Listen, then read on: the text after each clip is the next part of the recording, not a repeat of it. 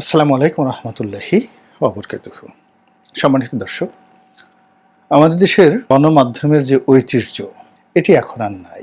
এখন গণমাধ্যম বলতে বোঝায় ক্ষমতাধর লোকদের সঙ্গে কার কত সম্পর্ক রয়েছে এবং কার তদবিরে সরকারি অফিসগুলোতে কাজকর্ম বেশি হয়। তো তারাই গণমাধ্যম কর্মী, প্রভাবশালী বা গণমাধ্যম ব্যক্তিত্ব। ২ নম্বর হলো যে গণমাধ্যম যারা মালিক, আগে তাদের অনেকগুলো নীতি ছিল, আদর্শ ছিল এবং একটা রাজনৈতিক যাকে বলা হয় কমিটমেন্ট ছিল জাতির নিকট। যেমন মাওলানা আকরাম খাঁ, তিনি বের করতেন দৈনিক আজাদ, প্রথমে সাপ্তাহিক আজাদ, তারপর দৈনিক আজাদ। তারপর নাসিরুদ্দিন সাহেব বের করতেন সাপ্তাহিক সওগাত পত্রিকা, সম্ভবত পাক্ষিক ছিল। লাঙল পত্রিকা বের করতেন কাজী নজরুল ইসলাম, আমাদের জাতীয় কবি। এরপর শেরে বাংলা ফজলুল হক, তার পত্রিকা ছিল, যেখানে আবুল মনসুর আহমদ সাহেব সম্পাদক ছিলেন। এর বাইরে মুসলিম ভারত পত্রিকা ছিল, ব্রিটিশ জমানাতে এই পত্রিকাগুলো সারা ভারতবর্ষে ইসলামাইজেশনের জন্য, ভারতবাসীদের অধিকার প্রতিষ্ঠা করার জন্য এবং ব্রিটিশ বিরোধী আন্দোলনে মানুষদেরকে উজ্জীবিত করার জন্য যারা মালিক এবং যারা সেখানে সংবাদকর্মী ছিলেন, সকলের একটা ঐক্যবদ্ধ সম্পাদকীয় নীতিমালা ছিল।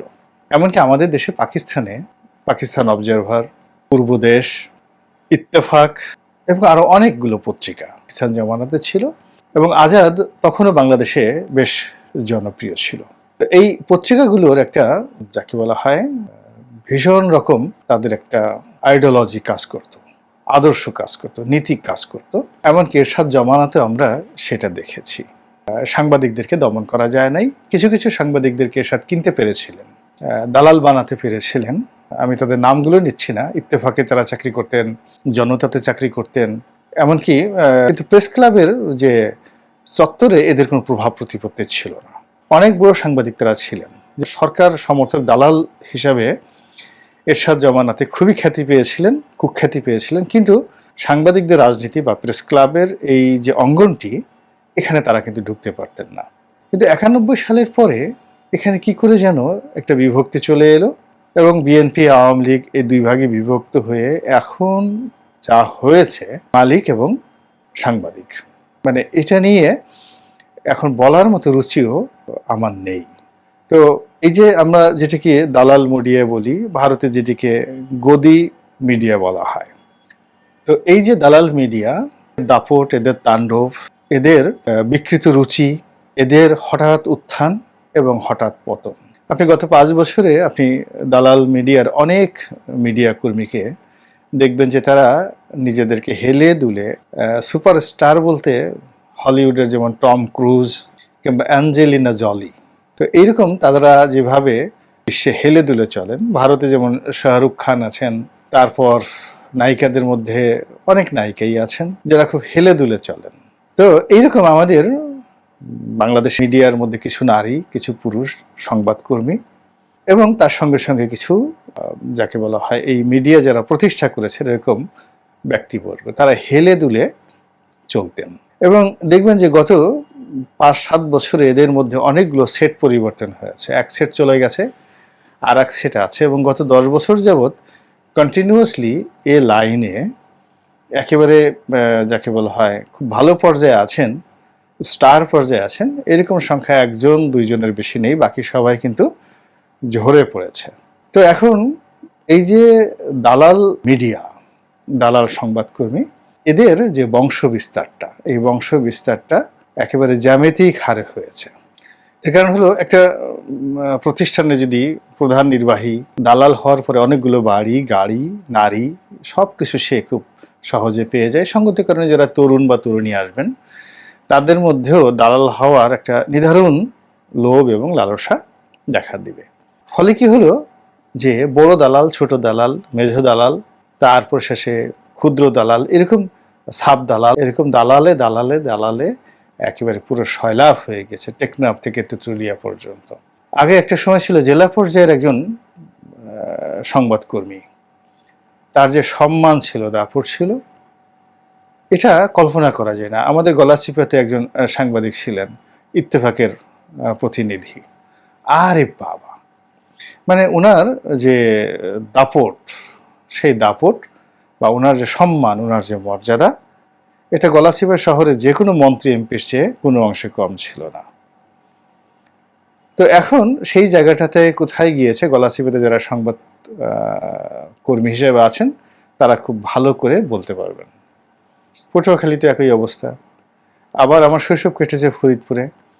তো ফরিদপুর সদরে অনেক নামকরা সাংবাদিক ছিলেন, স্থানীয় সাংবাদিক, কিন্তু তারা জাতীয় পর্যায়ের অনেক বড় সাংবাদিক হওয়ার উপযুক্ত ছিলেন। তো সেই সুদিন এখন আর নেই। এখন সেই উপজেলা পর্যায় থেকে শুরু করে এমনকি গ্রামে গঞ্জে, ইউনিয়নে, ওয়ার্ডেও সেই সংবাদকর্মী পাওয়া যায়, টেলিভিশনের প্রতিনিধি পাওয়া যায়।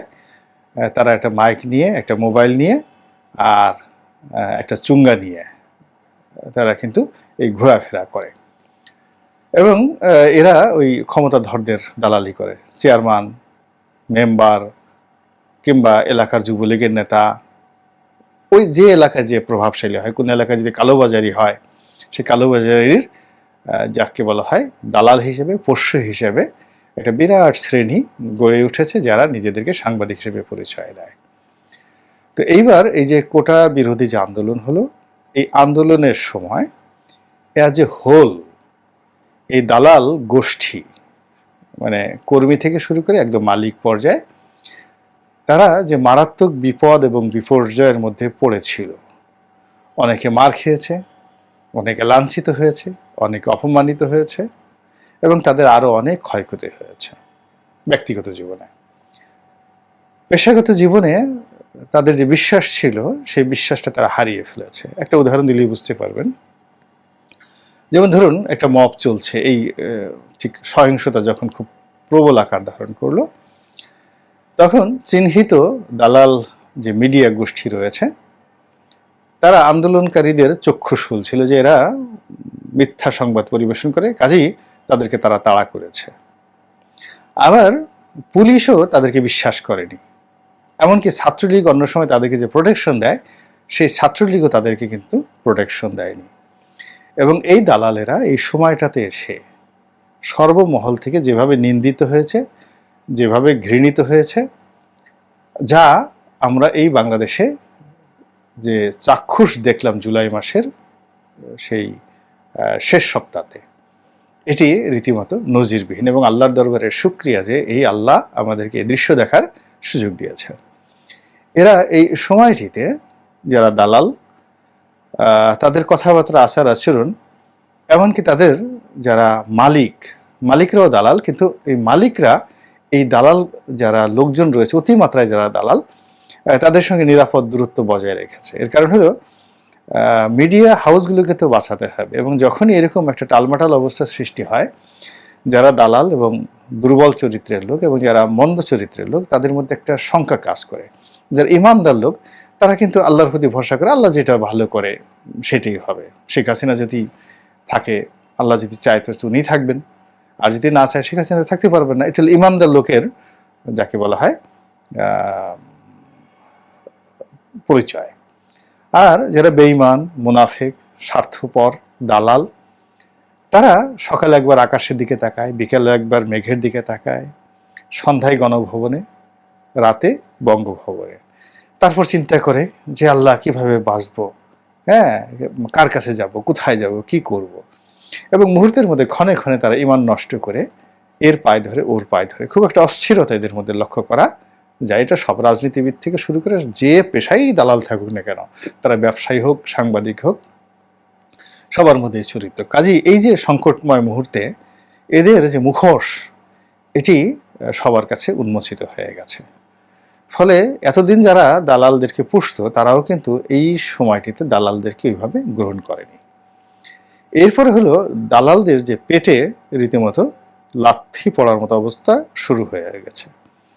এই কারণ হলো প্রত্যেকটা মিডিয়া হাউজেরই কিন্তু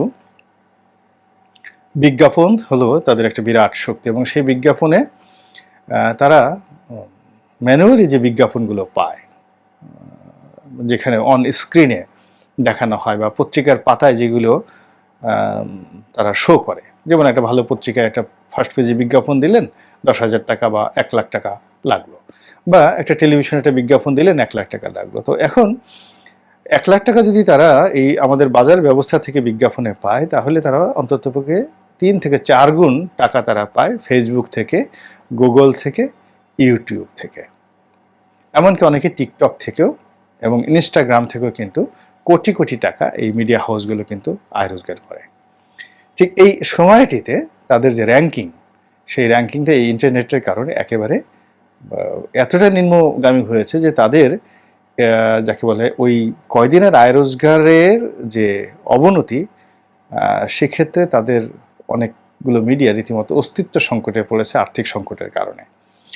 এবং এই যে একটা অ্যালগোরিদম রয়েছে, সোশ্যাল মিডিয়ার যে অ্যালগোরিদম রয়েছে, যেমন ফেসবুক এখনো পর্যন্ত চালু হয়নি, ফলে কোনো হাউ যদি ফেসবুক থেকে মাসে 1 কোটি টাকা ইনকাম করে থাকে, এই সময়টিতে তার সেটা বন্ধ হয়ে রয়েছে এবং ওই 1 কোটির জায়গায় পৌঁছতে তার হয়তো আবার 1 বছর 1.5 বছর সময় লাগবে। ফলে এই যে দালালি করার ফলে এখন তাদের যে অবস্থা হয়েছে, তারা এই অন স্ক্রিনকে নিয়ে তাদের বাঁচতে হবে। কিন্তু অন স্ক্রিনে তো তারা যেভাবে দালালি করছে, সেই দালালিতে কোনো বিজ্ঞাপন আসতেছে না, লাভ আসছে না, কোনো সাবসিডিস আসছে না। আবার যাদের জন্য দালালি করছে তারাও তাদেরকে বিশ্বাস করছে না। আবার সেই দর্শকও তাদেরকে দেখছে না। এমনকি এই সময়টাতে যখন খুব খারাপ অবস্থায় গেছে, মানুষে অনেক কিছু দেখেছে, কিন্তু টেলিভিশন তুলনামূলক বলছে একটা এইগুলোতে এই খবর হবে। প্রথমে একটু দেখেছে, সময় 5 মিনিটের বেশি, 10 মিনিটের বেশি কেউ আসলে টেলিভিশনে এই ক্রান্তিকালে থাকেনি। তো যাই হোক, এই যে দালাল মিডিয়ার যে একটা শিক্ষা হলো বা তাদের যে অবস্থা হলো, এটি এখন অনাগত দিনে কোন পর্যায়ে যায় সেটি এখন দেখার বিষয়। আল্লাহ আমাদের সবাইকে হেদায়েত দান করুন এবং হেফাজত করুন। আসসালামু আলাইকুম ওয়া রাহমাতুল্লাহি ওয়া বারাকাতুহু।